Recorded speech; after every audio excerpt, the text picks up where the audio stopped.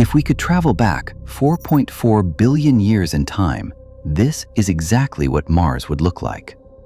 Back then, Mars was not the barren desert we know today. It possessed deep oceans, freshwater lakes, and a thick, protective atmosphere that blanketed the sky. But how did this small planet, situated much further from the sun than Earth, manage to stay so temperate? The answer lay hidden deep within the planet. At that time, the interior of Mars was not the solidified mass of rock it is today. At its core seethed a colossal ocean of molten metal, composed of iron, nickel, and sulfur, reaching temperatures of thousands of degrees. This liquid metal, heated in the hottest depths of the core, rose slowly, cooled, became denser in the upper layers, and then sank back toward the center. This endless churning, which scientists call convection currents, was essentially the planet's internal heartbeat. As Mars spun rapidly on its axis, this conductive ocean of magma beneath the surface twisted along with it, creating massive eddies and spirals. This movement of billions of tons of liquid iron generated immense electrical currents deep within the planet. These currents, in turn, created the powerful and invisible magnetic shield surrounding the planet. This magnetic armor perfectly deflected lethal radiation waves and predatory solar winds, blasting from the sun at hundreds of kilometers per second. Thanks to this, Mars could breathe. It preserved its atmosphere and kept its waters on the surface. The cosmic stage for life was perfectly set. The stage was set, but was the lead actor there? Did life truly sprout in Martian waters? Scientists focus on three fundamental possibilities to solve this mystery.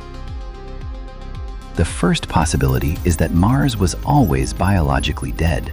Yes, the conditions were perfect. It had deep lakes, cascading rivers, a thick atmosphere, and a protective magnetic shield.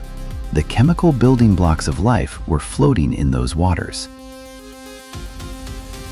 However, that miraculous spark, that first biological awakening, never occurred. Perhaps the emergence of life is much rarer and more difficult than we imagine. Rivers flowed, winds blew, and clouds covered the sky. But no microbe, no cell ever opened its eyes in these waters. For billions of years, Mars remained a beautiful but entirely sterile, silent world where only water and stone danced. The second possibility is that life once flourished in those temperate waters, but was completely wiped out by the planet's shifting, cruel fate.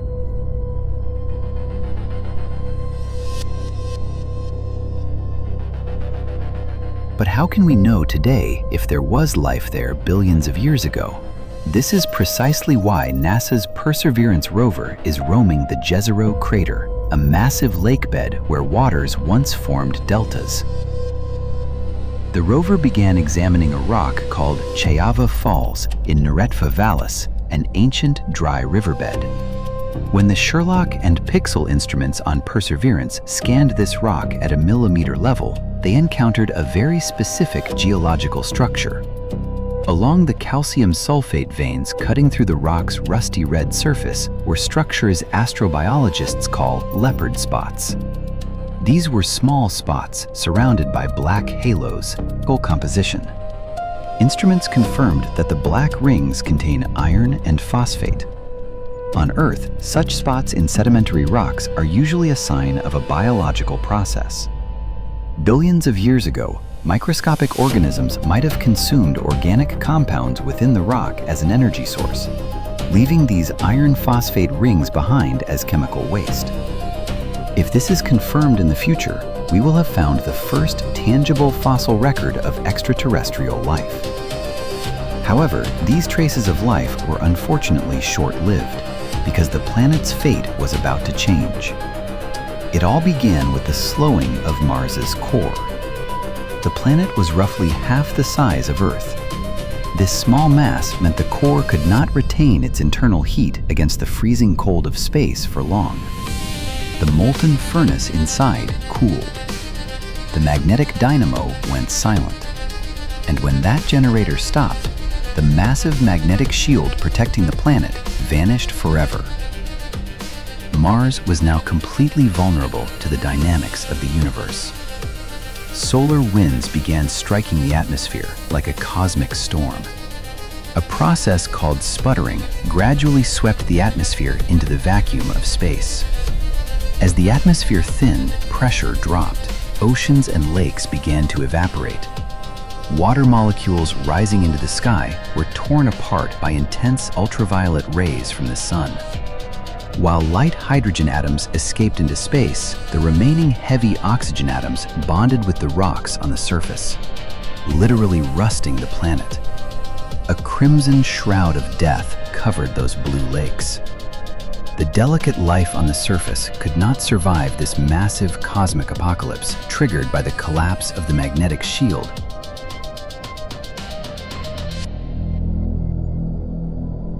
The third and most fascinating possibility holds a strong potential within that freezing darkness. Life may have once existed on Mars and survived that massive cosmic destruction, continuing to exist today. But how? While the surface was scorched by lethal radiation and waters escaped to space, how could these microscopic forms have survived such devastation? The answer might lie in the instinct for survival and the depths of the planet. Life may not have given up. It may have slowly retreated underground when the surface became uninhabitable. If they are truly there, what do these creatures look like? In this darkness, kilometers away from sunlight, photosynthesis is impossible. Therefore, it is likely they are chemoautotrophs. Similar to extreme microbes found in Earth's deep underground systems and ocean floors. Microscopic life forms that derive their energy not from the sun, but from the planet's own internal chemistry, such as iron and sulfur. However, darkness and rocks are not the only challenges.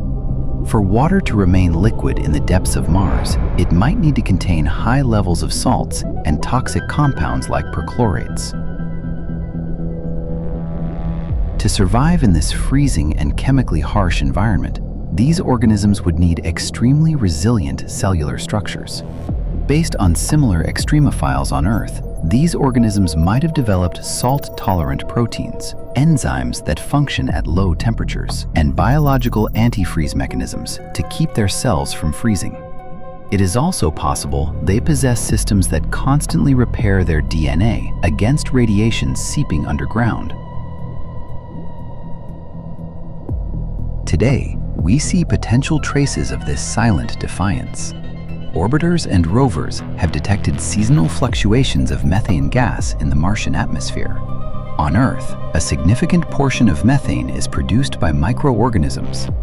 Thus, these methane spikes on Mars could be a sign of microbial life hiding underground. Though we know the same gas can also be formed by geological processes. It's not definitive proof, but it is a powerful clue. Furthermore, some radar data suggests that liquid water might exist kilometers beneath the thick ice caps of Mars's south pole. If these interpretations are correct, these dark lakes, resisting freezing due to high salinity, could be the final sanctuaries for potential life.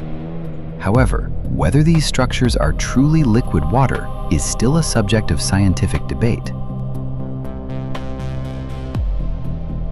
Perhaps life never fully left Mars. It simply retreated into the shadows to survive. Beneath those rusty sands, in dried riverbeds, or dark subterranean refuges. What we are searching for is not just alien microbes. We are searching for the answer to whether we are alone in this vast ocean of space. Mars may seem silent today, but its profound silence hides the most magnificent story waiting to be discovered. About the history of the universe and perhaps the future of humanity.